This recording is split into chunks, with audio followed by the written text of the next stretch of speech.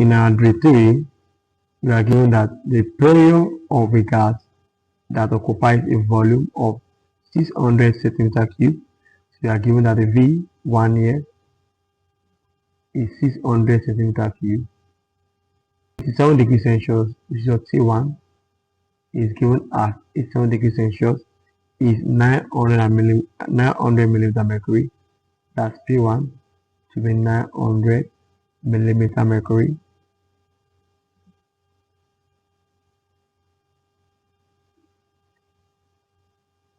So the question says that what is the pressure of the gas at negative 30 degrees Celsius if the volume is reduced to 300 centimeter cube? So that means our T2 is now in negative 30 degrees Celsius and the V2 is reduced to 300 centimeter cube, and we have to find our P2.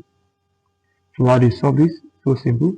You should know that anytime they are combining the three parameters like your volume, temperature, and pressure, they are actually refined to your general gas law. And we have the formula to be P1 V1 T2 equals to P2 V2 T1. But our target is to get our new pressure. So just make your P2 to be the change of strength of formula. We're going to have P1 V1 over T2 all over V2 over T1. Before then, we need to convert our degrees Celsius to Kelvin, likewise our degrees Celsius to Kelvin. So, and how do you do that? You'll do that by adding 273 Kelvin to each of the temperature. So, with the help of a calculator, what will be your initial temperature? So, by adding it with 273 Kelvin, you're going to have your answer to be 360 Kelvin.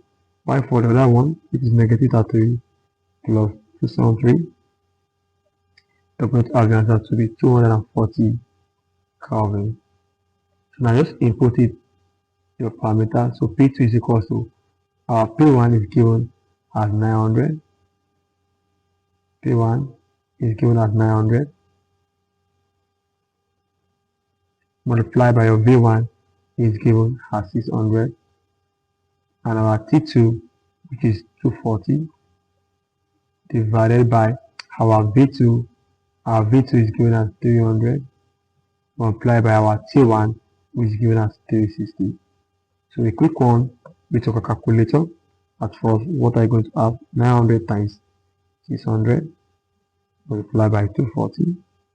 Then are dividing each by 300 divided by 360. I'm having that the P2 is given as 1200 millimeter mercury. 1200 millimeter mercury. That is the value for the new pressure. So let's consider our option whether we have such an answer.